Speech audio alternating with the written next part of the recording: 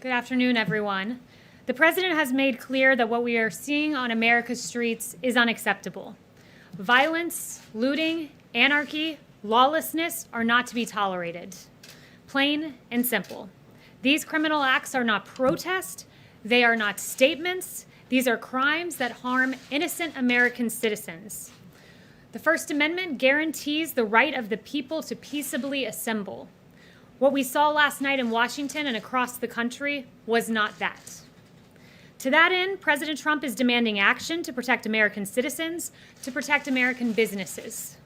17,000 National Guard are deployed in 24 states, but according to General Milley, only 2 states have deployed more than 1,000. There are 350,000 National Guard available overall, and for the lawlessness we are seeing, far more needs to be done. Governors across the country must act, deploy the National Guard as it's fit, and protect American communities. As President Trump has said repeatedly, it's very important that we have peaceful protesters and support the right of peaceful protesters, but we cannot allow a situation like what happened in Minneapolis to descend further into lawless anarchy and chaos. And we understand that very well. And with that, I'll take questions. Yes. To your point, the country is in crisis. There's a global pandemic that has claimed more than 100,000 lives. At least 40 million people are unemployed. There are now protests and racial tension ripping apart many cities. Where is the president? Why has he not delivered an address to the nation, as many of his predecessors have in a time of domestic crisis? So the president has delivered multiple statements on this. The president, as recently as 48 hours ago, was out talking about what a tragedy the death of George Floyd was, how it has weighed on his heart, and how he encourages peace and lawfulness in our streets and peaceful protests. So he has said that repeatedly. He's made many statements to this effect, but what I would note is continual statements, as he's made day and day and day and day again, they don't stop anarchy. What stops anarchy is action, and that's what the president is working on right now. To that point about the anarchists, you said this morning that the president is focused right now on rooting out Antifa. George Floyd did not die in Antifa custody. He died in police custody. What's the president doing to reform policing tactics and excessive use of force by police? Yeah, so it's an important question for sure. And this president, if you look at the actions his DOJ has taken, there's a civil rights investigation into the death of Ahmaud Arbery. There's a civil rights investigation into the death of George Floyd. It is a tragedy what we saw. I mentioned to you that the president was extremely upset when he saw that video. And he continues to, the DOJ continues to pursue those charges. And he's recognized injustices for a long time since he was a candidate. He talked about Sandra Bland and what a terrible video that was too. So he recognizes injustices where they are, but at the same time, he also recognizes that we can't allow organized groups like Antifa to commit some of the heinous acts that we've seen. John. Kayleigh, in his call with the governors, the president said that he had put General Milley in charge of all this. What does that mean? Yeah, so the Joint Chiefs of Staff in charge of policing American streets. What did he mean? So I'm not going to get ahead of any actions that will be announced, but what I will say to you is this, that he has had 2 briefings today with Secretary Esper and AG Barr, and General Milley was there, and there will be additional federal assets deployed across the nation. There will be a central command center in conjunction with the state and local governments that will include General Milley, Secretary Esper, and AG Barr, but I won't go any further in announcing what actions. But can you explain what the president meant when he told the governors, I have put General Milley in charge? What does that mean? Because that sounds like a total break here. The chairman of the Joint Chiefs of Staff being in charge of a domestic issue. And ensuring that, as the president has said, and this has been taken out of context, by the way, that our streets are dominated with a police force and with a National Guard presence, so that, let me explain a little bit about how this works. If there's a peaceful protest, police will form a line. And what we've seen are those lines have been overwhelmed by massive protests that have turned into riots, the peaceful protests to be distinguished from the riots we've seen. And when those lines are overwhelmed, law enforcement gets on the defense. So what the president has said is he wants to dominate the streets with National Guard, with a police presence, and what studies have shown, as General Milley noted, he was in that governor's call, and his points all pertain to the National Guard. And he noted that there are several studies that when there's an overwhelming National Guard presence, it actually de-escalates the situation and causes less civil unrest. So General Milley has really been on point in talking about the National Guard, the effectiveness, and ensuring that they're utilized to great effect across the country. What's been taken out of context? Because I mean, I have the exact quote. It's a very simple one. He just says that he has put General Milley in charge. No, I wasn't suggesting that quote was out of context. The dominate. I've seen some networks that have talked about dominating protesters, and I've been around the president all day. Anytime he's used the word dominate, it was with regard to dominating the streets and ensuring that we have peace in our streets. Yes. Yes, Scott. Thanks. In addition to the tough talk the president has been talking about taking action against looters and some of the violent elements in the protests that we've seen, why isn't he also supplementing that message by calling on these people to remain calm, to go home, to not destroy property, businesses, so on? Yeah, he has done that repeatedly. Look, he talked about understanding the pain that people are feeling, and he does understand that pain. He's talked several times about the right to peacefully protest, and I've seen some of these peaceful protests, some of these sit-ins, and it's a real shame when you have anarchy and anarchists come in and you have Antifa come in, and it really dilutes the message of the protesters, and it's a legitimate reason they're protesting. So he hates to see Antifa come in and really dampen that message, which has been in many cases peaceful, but has been overtaken and overwhelmed by an organized effort of people from out of state coming in and causing havoc. Is he traveling on Friday? Is he going to Maine? He still plans on going to Maine. I haven't heard any other changes to that effect. Yeah. We do. Thank you. I like your mask. That's really cool. I have a quick follow-up about police reform. National Security Advisor Robert O'Brien says he does not think there is systemic racism among law enforcement in the U.S. Does President Trump share that view? Look, I think where the president stands is he does not believe, he fundamentally rejects the idea that these egregious actions of these 4 Minnesota officers are representative of our police force as a whole. Most of our officers in this country are good, hardworking men and women who work every day to police our streets. He's recognized cases of injustice. I noted Sandra Bland back when he was in the primary. I've noted more recently Ahmaud Arbery and then George Floyd. So he recognizes these injustices. He puts a focus on them, but he also recognizes our valiant police officers who have taken to the streets each and every night over the last 6 nights and protected our communities.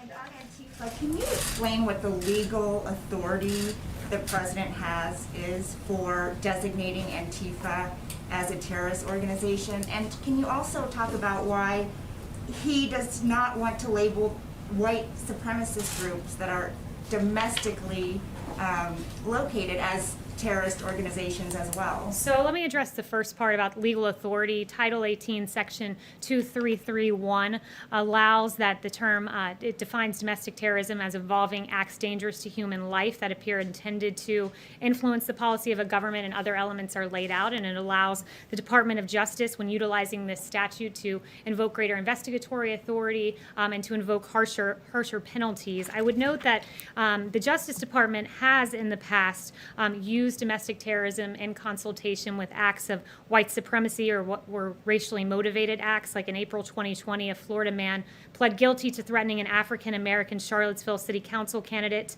And at that time, the FBI Joint Terrorism Task Force was utilized. Same in the case of February 2020, where it was used in connection to 4 racially motivated violent extremists. And I would also note the president's long history of condemning white supremacy and racism. There is no place in society for these egregious, despicable ideologies.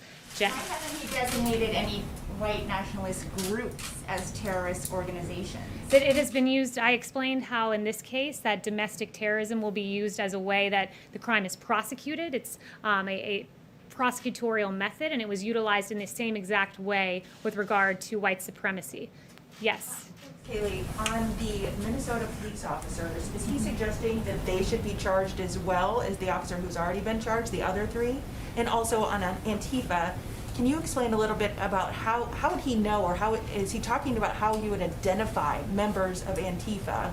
Since they're a very loose organization, it would be very difficult to tell who is part of Antifa. So first, I was just on the call with the president where he expressed his dismay with those 3 officers who watched. I'll leave it to the state to pursue those charges if they decide to. It was the state that pursued the initial charge, but the president has expressed his complete dismay with those actions. With Antifa, I do think it's important to note that they are a big element of this protest. AG Barr has noted that. Ambassador O'Brien has noted that. We have ample evidence that DOJ has received indicating that Antifa is responsible for that unrest. But as to exactly how Antifa is identified, that would be more of a question for DOJ. Yes. When you talk about additional federal assets, does the president have authority to deploy forces across the country beyond the National Guard?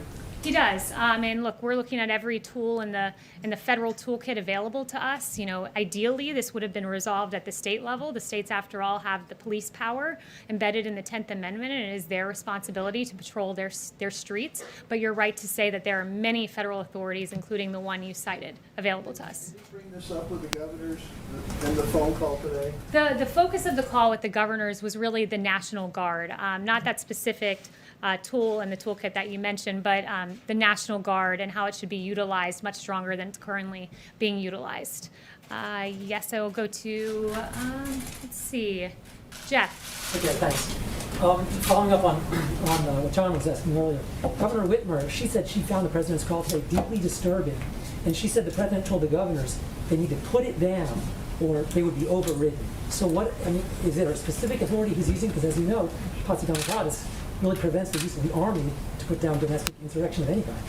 Yeah, I don't know why Governor Whitmer would be dismayed at the president telling governors to do their job. It is their responsibility to police their streets. They have the police power embedded in the Constitution. They have quite clearly, many of them, failed to do their job. Look at the scenes we have seen.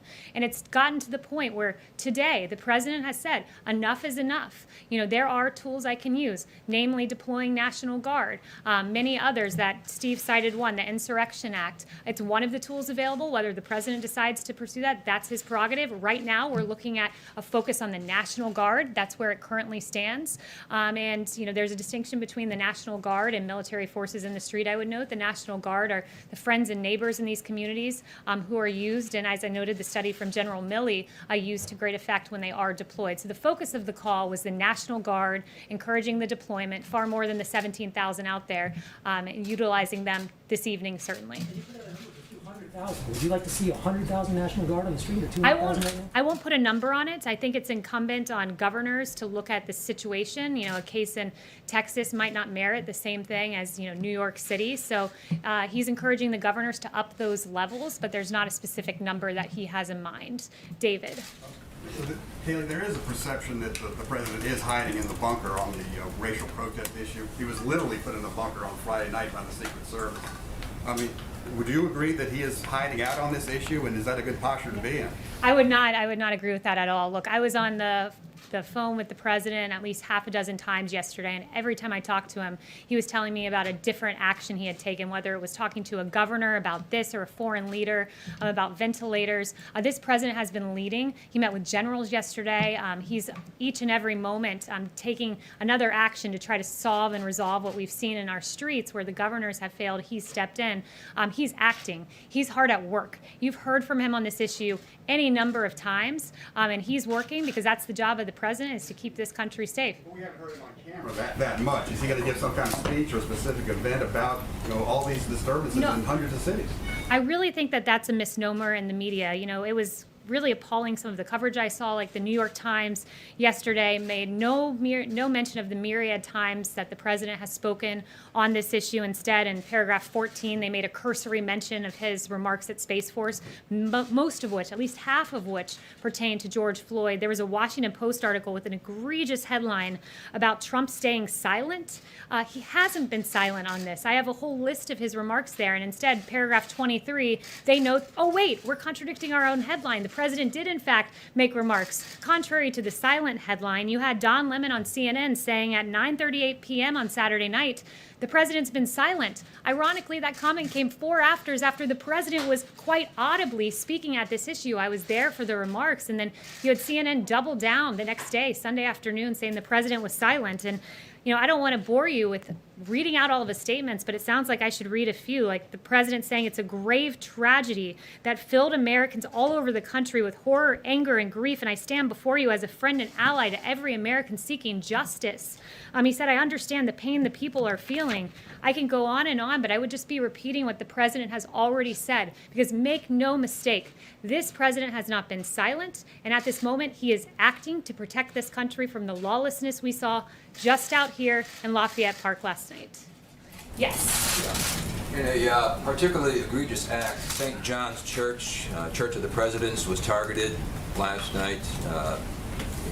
Graffiti all over, set on fire. What is the president's reaction to that, please? It's hurtful, honestly. I think it's hurtful on a number of levels. Look, the VA was defaced. Literally the word veteran spray painted out of the placard in front of the Department of Veteran Affairs. The Lincoln Memorial defaced. How does that make much sense? The place where the March on Washington began, that momentous occasion in the history of civil rights, that memorial was defaced last night. That doesn't honor the legacy of George Floyd. It doesn't. And certainly not the burning of St. John's Church. Look, St. John's, I think it's important to go through a little bit of this, but Reverend John C. Harper was the St. John's rector many centuries ago, at least decades, centuries and a few decades ago. And here's what he was told. He was told he needed to close St. John's because he couldn't leave it open for the March on Washington because, quote, it might be a bloodbath. But he stood boldly. He stood boldly and he stood on the side of justice. And on the day the March on Washington happened, here's what was sung from that church. One family on earth are we throughout its widest span. Oh, help us everywhere to see the brotherhood of man.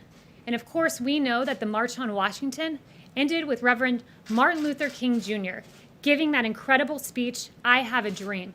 And that church, the same church that was burning last night, here is what they said, taking that bold stance to support Martin Luther King. They said this church building is open as it has always been, so all who want to worship here. The ministry of this parish is extended to any who seek it. Our fellowship with one another has no limitations whatsoever. That church supported the bold civil rights moment of the March on Washington, which began at the Lincoln Memorial. That doesn't honor the legacy of George Floyd. It doesn't further the cause. And those are violent anarchists, Antifa, who are taking advantage of the pain of people, the pain of the peaceful protesters. It's inexcusable, and we have to stand as one America against the burning of the church and the defacement of the Lincoln Memorial. Chanel. Kayleigh, is it possible that D.C. will be placed under martial law in order to protect these national monuments from further destruction? And second, under the Civil Rights Act of '68, will this administration investigate either members of Congress or political organizations who are funding or tied to Antifa moving forward? Yeah, on Antifa, I think at this point we're pursuing the domestic terrorism angle. That's what the DOJ has decided. And what was your first question was about martial law? Law to protect national monuments in D.C. Yes, so I have not heard that discussed. Any other questions? Yes. Thank you. Can you confirm a phone call earlier today between Presidents Trump and Putin? And if so, considering what the president said to governors later in the day, did he ask President Putin for advice on how to quell unrest in his own country? I don't have any details on that call. I wasn't a part of it, I'm not entirely certain what was discussed, but the call did take place. Yes. Does the president regret using phrases like when the shooting starts, the looting starts, the shooting starts, and phrases like vicious dogs? Is he considering apologizing? So the president on the looting point, he was taken wildly out of context. Twitter, it's interesting to watch. I've seen multiple instances of real incitement of violence on Twitter, but they've never penalized those users. Like, for instance, Iran. We've seen horrific tweets from the Iranian regime about the elimination of the Zionist regime, to quote them, and that was never flagged. Interesting that their gut instinct was to flag the president, and they did so in an accurate way. The president very clearly laid out what he meant by that tweet, that looting leads to shooting. And we have seen the unfortunate killing of one person in Minneapolis. There were 7 people shot in a St. Louis riot a few nights ago, and the president clearly laid out what he meant. But it is interesting to watch the gut instinct of Twitter to go ahead and label what the president said as somehow inciting violence, which it absolutely was not. But look, I want to say this. We cannot let violence and we cannot let looting and a few bad actors divide us as an American people. The American spirit is defined by love and mutual acceptance and kindness. And despite the horrific scenes we've seen play throughout the media, there's some things that we haven't seen, and I think it's important for the American people to see them. And Judd, I'm going to call for that soundbite now of some video that I think it's very important for us all to watch.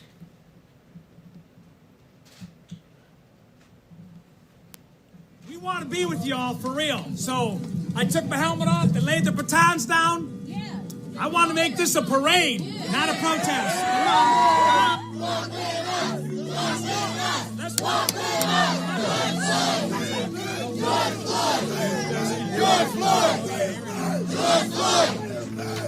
Not 1 ounce of damage. Nobody's arrested. Nobody got hurt.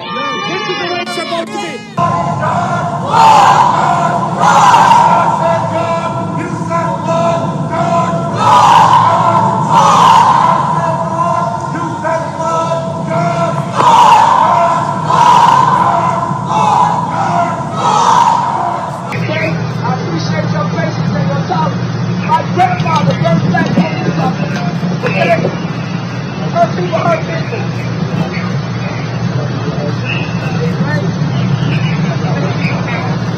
I don't want them to be hurt. Don't hurt them no more. I love you, man. I love you, man. I know you're doing great today. I got this shit now. That's no way you get your ass looking to that. I love you. Louisville, a human chain protecting an officer separated from his unit. We're here with you. All right? Okay?